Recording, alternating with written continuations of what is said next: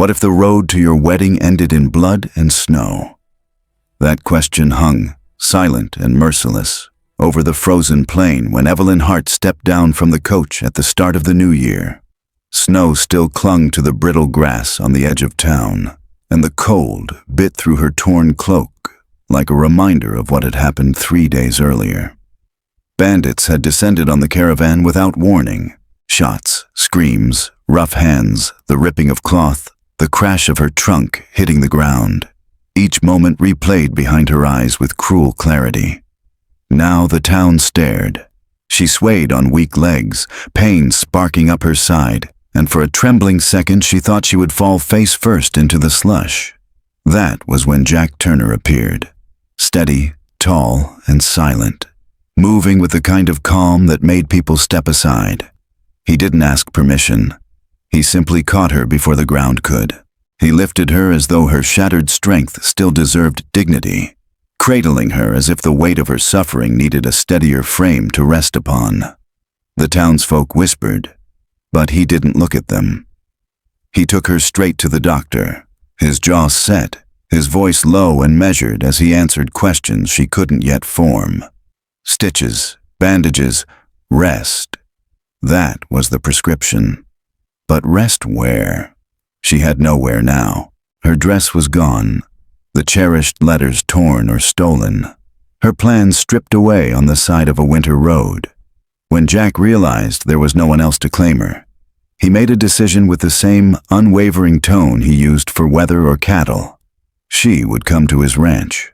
Not alone. Never alone. He sent for Mrs. Margaret Collins, a widowed neighbor known for her sharp eyes and gentle hands, to live under the same roof and guard Evelyn's reputation like a shield. It was a frontier solution, practical, moral, firm. Those first days were a blur of pain and pride. Evelyn hated the way her limbs shook when she tried to stand. She hated the pity in strangers' eyes.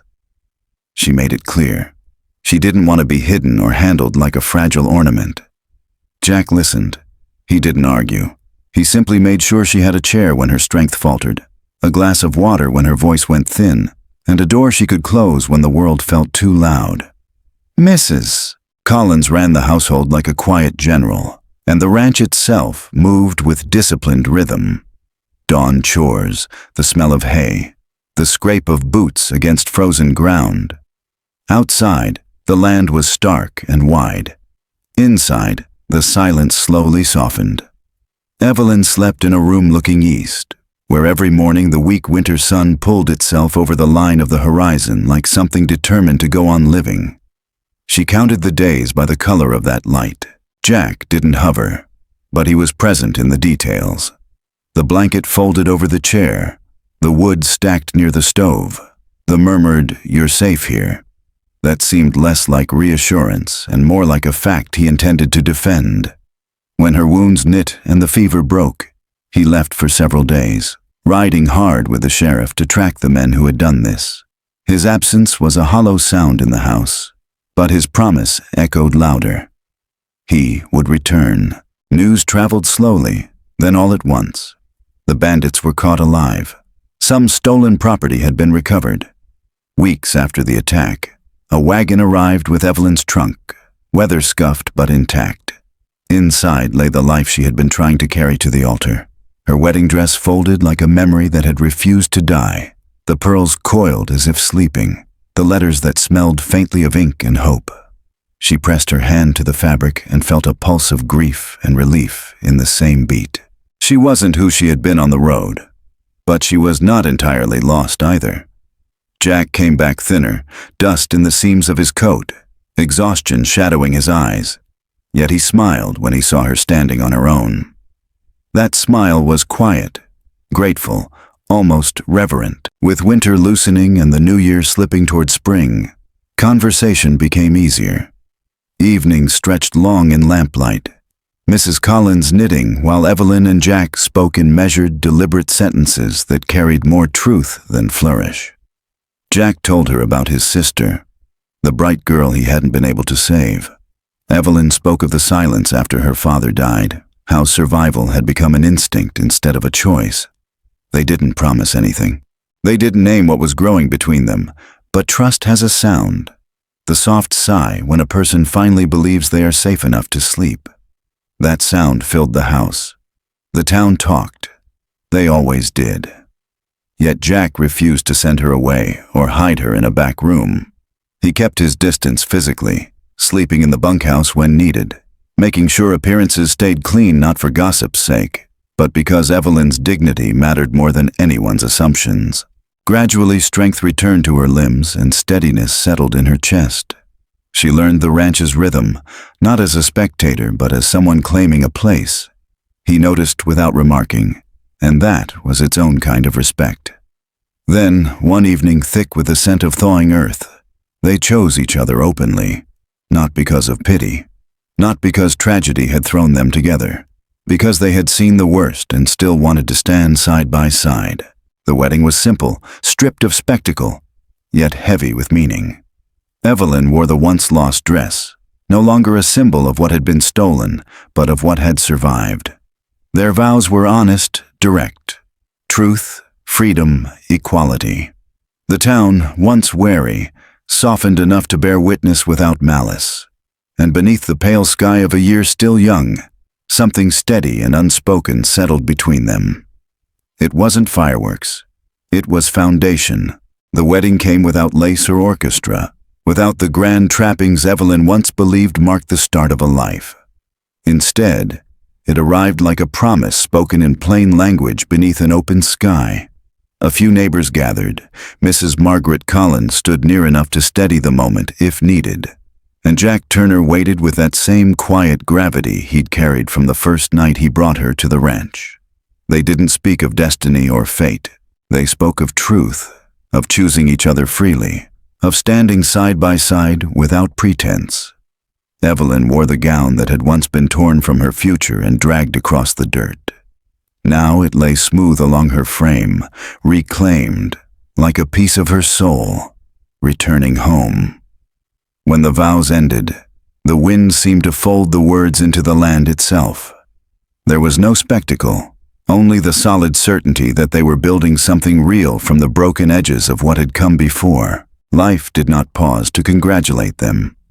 The ranch rose early the next morning, as if matrimony were simply another task added to the long list of jobs that carried the place forward. Evelyn learned the rhythm of days, balancing ledgers at the scarred dining table, measuring out feed with hands that still stiffened in cold air, listening for the horses at night when the wind howled and the fences creaked. Jack never treated her like a shadow to trail behind him. He showed her how the ranch actually worked, answered questions honestly, trusted her judgment even when it meant changing his routine. Equality was not a slogan. It was baked into the bone of every decision they made. They still didn't talk much about the attack. Some memories were like coals. If you stirred them, the heat might rise up and burn you both. Yet the silence wasn't avoidance. It was respect. When Evelyn woke from dreams where everything smelled of smoke and fear, Jack never demanded an explanation. He sat quietly at the edge of the bed, shoulders bowed, as if he could carry the weight simply by being still long enough. And sometimes, without looking at her, he would say, "You're safe," as if it were a weather report he intended to enforce. Winter didn't leave easily that year. A storm rolled across the plains with a low growl, throwing ice pellets against the windows and icing the water troughs in thick layers. When the roof groaned, Jack climbed up despite the wind, securing what he could while Evelyn and Mrs. Collins worked below, moving what might be ruined if the worst happened. They spoke little, but fear hummed beneath every movement, the understanding that nothing here was guaranteed. When Jack returned, soaked and shivering, Evelyn wrapped his hands in cloth and told him, quietly, not to do anything reckless for the sake of pride. He met her eyes and promised nothing that wasn't true. He simply said he would try. Hardship arrived in smaller ways, too. A calf lost in spring, a broken well pump that stole sleep for days, whispers in town when someone wanted an easy story. Yet each challenge seemed to weld Evelyn and Jack closer together, like metal shaped under heat. They didn't hide their disagreements. They argued plainly, resolved quickly, and returned to work. It was the returning that mattered. In the evenings, when the long day finally unclenched its jaw, Evelyn began to write. At first, the words were only for herself. Accounts of fear, of the way survival could make you both stronger and lonelier, of how love felt less like being swept away and more like being anchored before the storm pulled you under. She wrote about the land, the sound of boots on frozen dirt, the quiet strength of women who woke earlier than dawn and slept later than grief. Mrs. Collins encouraged her to send one of these pieces to a small circular that passed between frontier households. Evelyn hesitated. Then she did. The response came slowly. A thin letter, then another. Women she would never meet wrote back to say that they, too, lived in the space between courage and exhaustion. They thanked her for telling the truth without pretending it didn't hurt. The connection startled her. It felt like building a bridge out of sentences, each one laid carefully across a distance she once thought uncrossable. Jack didn't read over her shoulder, but he understood what the writing meant. He saw the way her shoulders lowered after she finished a page, the way sleep came easier. "If it helps you breathe, keep doing it," he said. It was the kind of blessing she didn't realize she needed until she heard it. Not all days were gentle. One night, thunder shook the ground like a warning. The herd panicked, and Jack was out the door before Evelyn could fully wake. Rain hammered the roof until it sounded like the sky itself might fall. She stood at the window, counting lightning and waiting for the dark to give back the man she had built a life beside. When the door finally opened and Jack stepped in, soaked and exhausted but unhurt, something inside Evelyn settled. They didn't make speeches. They simply stood close enough to feel the shared relief moving between them like warmth. As the months slid onward and the new year softened into a working season, their life became a sequence of small choices that accumulated into something steady. The town's wary curiosity cooled into acceptance. People came to Jack when they needed help mediating a dispute or repairing something broken. They came to Evelyn for a different kind of guidance. Quiet conversations, a letter she might help them write, a listening ear that did not judge. Love did not erase the darkness that had marked the beginning of their story. Instead, it taught them how to live alongside it, refusing to let it rule the rest of their days. There were secrets still, pockets of memory neither reached for often. But their marriage was not built on avoidance. It was built on the discipline of honesty, spoken in careful doses when it mattered most. On the first anniversary of the day she arrived in town, snow dusted the ground again. Evelyn stood outside at dawn, breath turning to mist, and remembered the girl who had stepped from the coach, torn and afraid. She wasn't that girl anymore. She wasn't trapped by what had been done to her or by what people expected. She had chosen this life. Chosen Jack. Chosen to rebuild in a place where the sky was wide and the future unwritten. And as the sun inched over the horizon, she understood that freedom sometimes looked like this. Not a single grand escape, but 1,000 quiet decisions to stay and keep becoming who you were always meant to be. By the time the ground thawed and the first shy blades of grass began to push through the cold earth, Evelyn Hart knew something inside her had changed. It wasn't only the queasy mornings or the bone-deep fatigue, but a quiet certainty that life was growing where terror had once lived. She told Jack in the kitchen, fingers wrapped around a mug gone cold, voice steady but fragile in the places she couldn't quite protect. He didn't cheer or promise the impossible. He simply reached across the table, covered her hand with his, and said, "We'll walk through it together." That was the beginning. From then on, every day carried both tenderness and fear. The attack still lived in the shadows of Evelyn's mind.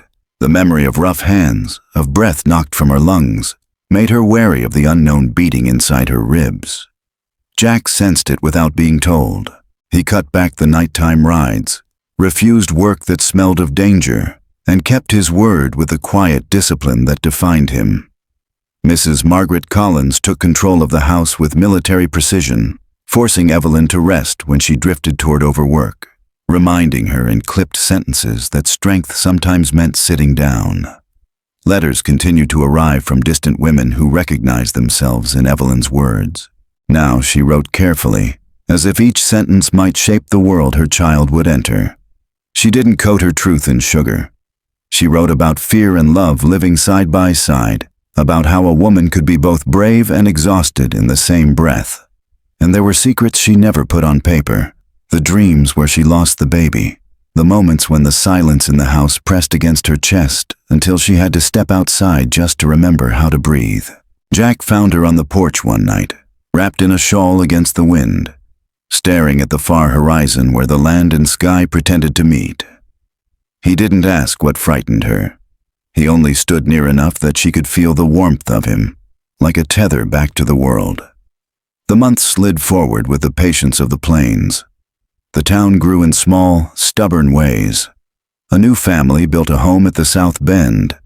The church wall was repainted after a storm peeled half the boards loose. Children played in the street with the kind of simplicity that made Evelyn ache, joy unshadowed by dark memory. She wondered what kind of world her child would inherit, and whether love could be enough to outshout the ghosts. As her belly swelled, Jack became meticulous. He made sure the path to the barn was always clear of ice, that the fire never burned too low, that someone was always near in case she called out. He watched her with a care that was not suffocating, but reverent, as if the air around her had suddenly become precious. At night, when she lay awake listening to the wind, he would murmur the same words he had used since the first day he carried her from the coach. "You're safe." She began to believe him. Birth came in a storm, because of course it did. Rain beat the windows, turning the yard into dark mud, and every gust of wind seemed to rattle the bones of the house. Pain arrived like a thief, sudden, relentless, unwilling to negotiate. Evelyn gripped the bedpost until her knuckles whitened. Mrs. Collins moved with steady efficiency, boiling water, barking orders, folding cloth with sure hands that left no room for doubt. Jack waited in the next room, listening to every sound, unable to fix what he most wanted to protect. Hours stretched. Midnight bled into dawn. Fear crept in and settled like a cold weight on his chest. When Evelyn's cry broke into a silence so complete it was almost holy, he thought the world had ended.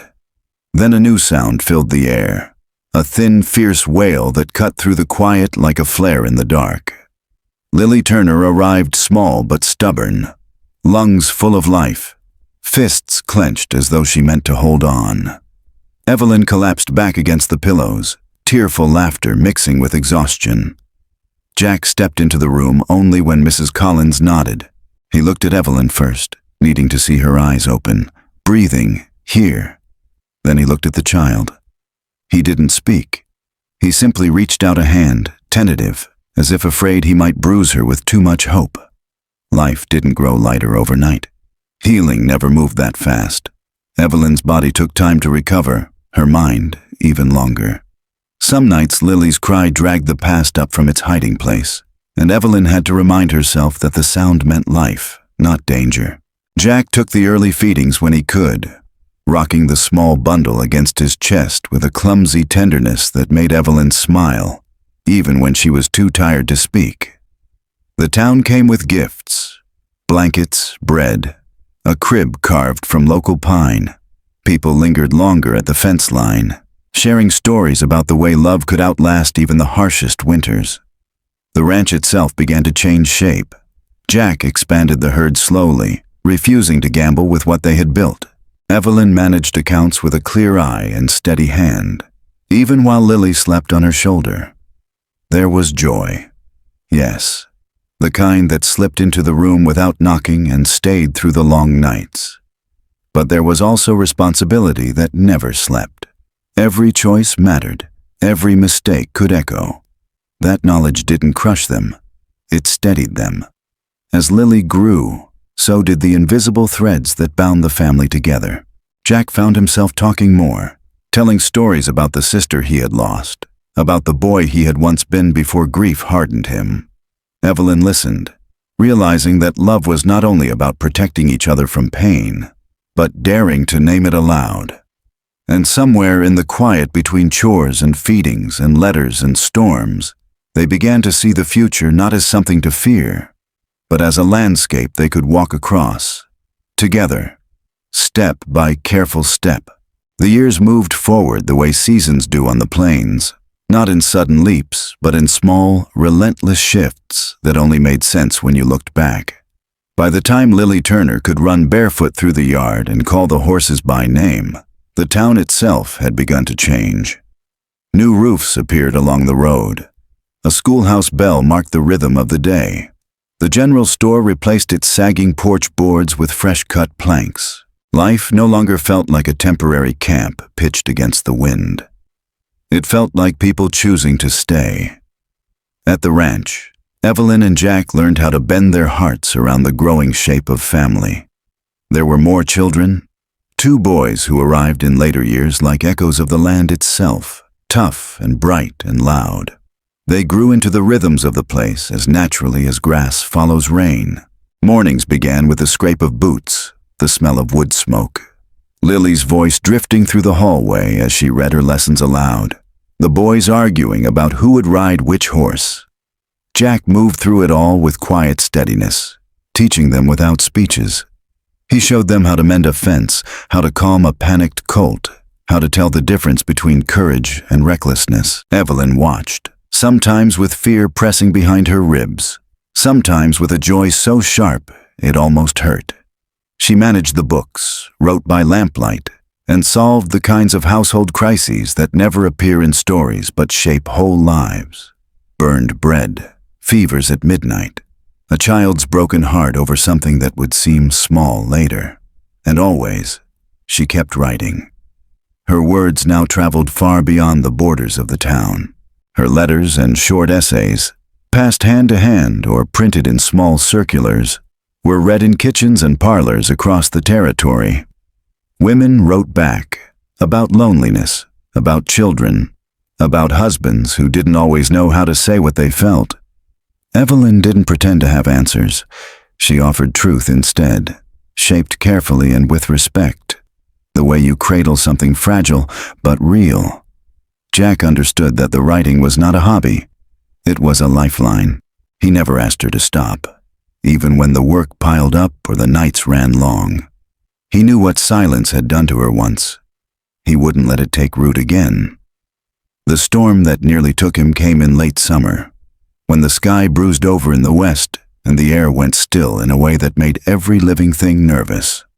He had ridden out to check the herd with one of the boys, promising he would be back before dark. But the clouds moved faster than promise. Wind rose like a wild thing. Lightning cracked across the sky in jagged lines that lit the land in brief, terrifying flashes. Rain slammed down with the force of falling stone. Evelyn stood at the window. Children gathered close, listening for hooves that did not come. Every thunderclap felt like a door slamming between her and the life she had built. When a rider finally broke through the sheets of rain, it was the boy, soaked and shaking, saying his father had stayed behind to free a trapped horse. Time warped after that. Evelyn could hear her own heartbeat, loud and angry, as she wrapped herself in a coat and stepped into the storm despite Mrs. Collins' protests. She didn't make it far before a second horse appeared through the dark, Jack's. He was alive. Mud streaked his face. His arm was cut, his coat torn, but he was breathing. He slid from the saddle with a stiffness that spoke of pain he didn't want the children to see. Evelyn caught him, steadying what he would not admit needed steadying. For a long moment, they simply held on, the storm still howling around them. Later, when the children were asleep and the house was finally quiet, fear came out in the only way it could. Evelyn told him, clearly and without theatrics, that she needed him alive. Jack listened, his usual reserve softened by the brush with loss. He promised not the impossible, only that he would weigh his choices not just as a rancher, but as a husband and father. It was enough. Seasons turned again. The children grew taller. Lily learned to read with a fluency that startled even Evelyn, then began helping younger students at the schoolhouse after lessons. The boys spent evenings on the porch, oiling saddles, asking the kinds of questions children only ask when they think no one is truly listening, about what it means to be brave, about whether God heard people out here on the edge of the world. Jack answered with the slow honesty of a man who had no patience for pretty lies. Evelyn added what he left unsaid, building a language of truth the family could live inside. The ranch prospered, but they refused to chase growth for its own sake. Every new head of cattle, every acre of land taken on, came with conversation and careful calculation. Responsibility never slept. It watched them even on the good days, a reminder that love alone could not feed a child or keep the roof from leaking. Yet love made the work bearable. It threaded through the simplest acts. Jack repairing a loose hinge before anyone else noticed. Evelyn tucking a note into Lily's reader, Mrs.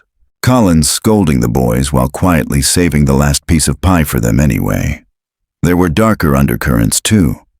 Memories that sometimes rose without warning. Nightmares that still returned like old debts.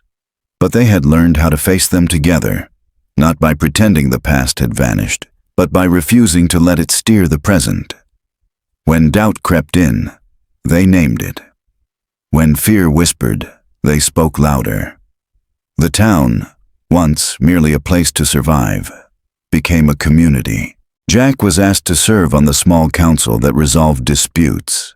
Evelyn helped organize supplies for families hit hardest by drought. They did not seek influence, but it found them anyway, drawn to the gravity of people who did what they said they would do. And through it all, the marriage remained what it had been from the start. Not a refuge from the world, but a commitment to face it shoulder to shoulder. Some evenings, when the children were scattered across the rooms and the lamp burned low, Evelyn would pause over her writing and look at Jack across the table. No speech passed between them. None needed to. There was a quiet understanding in the way he tipped his head, in the ghost of a smile that reached his tired eyes. They had built a life in the uncertain space between storm and sunrise. It wasn't perfect. It wasn't fragile either. It was steady, earned, and carried forward day by day, the way all real things are. Time did not ask permission before it began to leave its marks. It simply arrived in fine lines at the corners of Evelyn's eyes, in the stiff way Jack straightened after a long day, in the softening of voices that had once carried the full weight of youth. The ranch moved on, season after season, steady as breath. Children grew, left, sometimes came back, always returning to the same stretch of land as if it were a compass that refused to point anywhere else. Responsibility shifted slowly toward the next generation. Jack taught the boys how to judge a horse by the look in its eye, how to walk the fence line not as an errand, but as a promise. Lily, grown into a thoughtful young woman with a calm, observant gaze, took over much of the bookkeeping and schooling, stepping into roles that had once kept Evelyn up late under the soft glow of a lamp. Evelyn kept writing. The words changed as she did. Less about fear, more about what it meant to endure without hardening. Women still wrote back, some of them younger than Lily now, asking how you build a life that doesn't collapse every time the wind rises. Evelyn answered as honestly as she always had. You don't keep the wind out, she wrote. You learn how to stand in it. Winter returned one year with a kind of clarity that cut straight through to the bone. Snow laid itself down across the pastures, smoothing every rough edge, quieting the land until even sound seemed to move slower. Jack's hair had gone gray by then, his shoulders stooped, but there was still something immovable in the way he carried himself. He spent more time on the porch, less in the saddle, and when he did ride out, one of the boys always went along, not to guard him, exactly, but to honor what he had already given. Evelyn joined him often, a blanket tucked around her knees, notebook resting in her lap. They didn't always talk. They had long since reached the point where silence was not a wall but a shared room. One afternoon, as the sky turned the color of pewter, a figure appeared at the gate. A traveler, hat pulled low, clothes worn thin by distance. He didn't ask for much. Water, a place to rest for an hour before he moved on. Evelyn rose slowly, every motion deliberate, and walked to meet him. She saw it immediately. The fatigue that sits deeper than the body, the way a person carries memories they don't yet have words for. She brought him to the porch, set a cup in his hands, asked nothing. Jack stepped out and stood beside her, the two of them a quiet line between the stranger and the empty world. The traveler drank, breathed, and for a moment let the burden slip from his shoulders. When he left, he didn't thank them with grand language. He simply nodded, eyes bright with the kind of gratitude that doesn't need explaining. After he was gone, Evelyn and Jack sat back down. They didn't speak about how once, long ago, she had arrived in this place just as lost. They didn't need to. The memory folded itself gently into the present. Eventually, the work became too heavy for their aging bodies. The children, grown now, with lives rooted in the same soil, took over the ranch's daily rhythm. Papers were signed, herds were counted. The house stayed the same, though. Same creaking stairs, same wide kitchen, same view of the plains stretching out like a slow song. Evelyn sometimes walked the yard at dawn, careful and slow, feeling the world wake around her.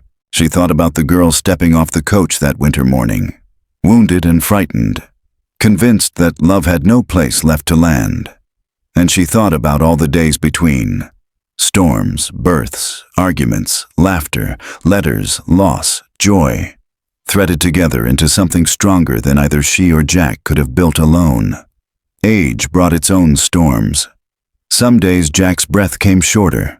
Some nights Evelyn's hands trembled when the cold slipped into her bones. Doctors said what doctors always say. Be careful, rest more, accept what is coming. They did, with the same level gaze they had used to meet every other truth life had handed them. Acceptance did not mean surrender.